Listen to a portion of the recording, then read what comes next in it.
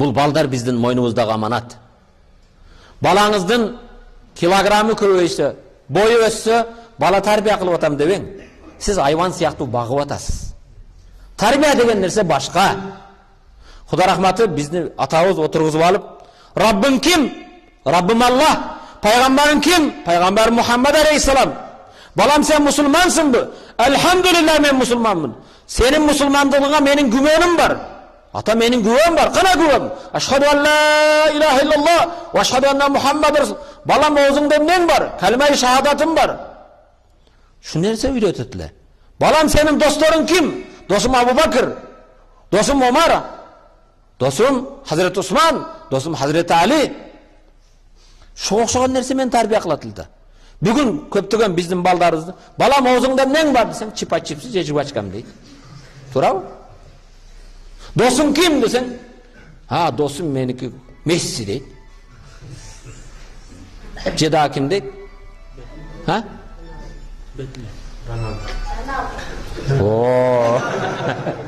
Hazreti Hamza'nı tanıyımız mı? Özümüzdün Ronaldo deydi. Hurmatlı Müslüman bir tuğan, men bunu aytıp atkan, biz beri albay jatabız da. Biz özümüz faqdu şey la yu'ti. Hazır menden mana meşitke 10 so'm taşlap ketkilesen beri almayım men. Çöntögümde hiç narsa joktu. Kantip berem men. Бар нерсени берем. Эгер атада, энеде иман болбосо, атада Кудайдан корку болбосо, атада калимаи шахадат болбосо, атада намаз болбосо, урматтуу мусулман бир туган мана бала азыр соткасы жок кылып кетерсинчи? Жогу. Ана бала көтөрүп атат. Иншалла чоңойгоңдо болот да, туура? Азыр кичинесин да. Эки эле адам жок, соткам жок дейт. Аталар балдары барлар көтөрсүнчү, бала кыздары бар. Бала тарбия кылып жаткансыз. Машалла. Эми кара силерди баарыбызды. Балдарың соткада отурганыңды көрөт. WhatsApp'ты караганыңды көрөт. Туурабы? Же көрбөйбү? Отуруп алып үйдө пультты карап каналдан канал койгонуңду көрөт. Балдарың Куран окуганыңды көрөбү? Балдарың түндө туруп алып ата энеңе дуа кылып ыйлаганыңды көрөбү?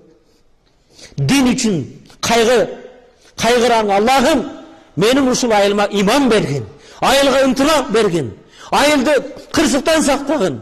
Аллахым айылдын элиге иман берди. Дуа кылып атканыңды балдарыбыз, кыздарыбыз көрөбү? Анда кайсы тарбия болот анда? Бүгүн биз жер алып иштеткенде өтө көңүл бурабыз.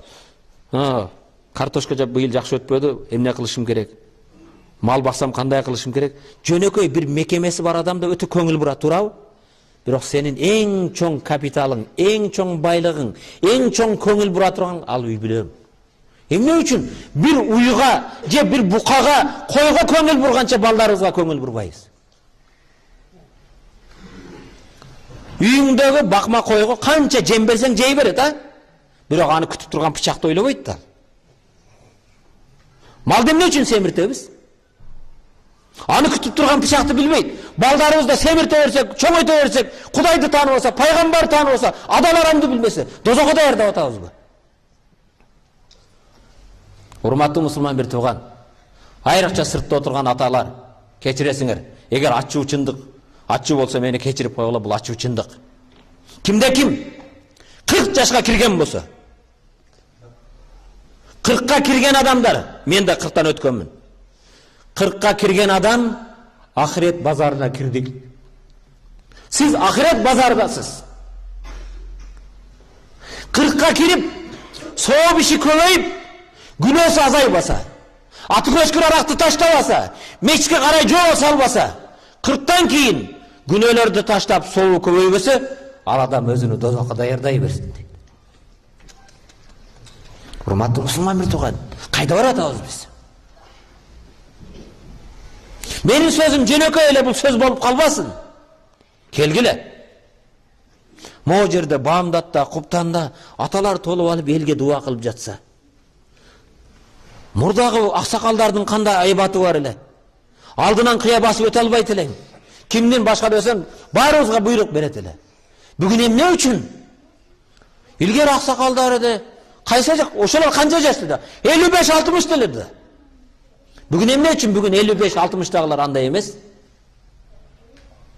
Эмне үчүн анын айбаты жок? Emне үчүн анын андай сыйырматы жок? Биз Алла менен болгон мамилебизди оңдосок, Аллах бенде менен болгон мамилебизди оңдойт. Эгер Аллах биз менен болсо, эч ким бизге душман боло албайт. Эгер Аллах душман болсо, сени эч ким коргоп ала албайт. Мана мештиңерге жакын мүрзө. Урматтуу мусулман бир тууган. Бардыгыбыздын жакындарыбыз бар. Намыс кылыш керек. Өзүңө суроо бер. Мен билбейм, эч кимиңизди тааныбайм, биринчи жолу көрүп атам.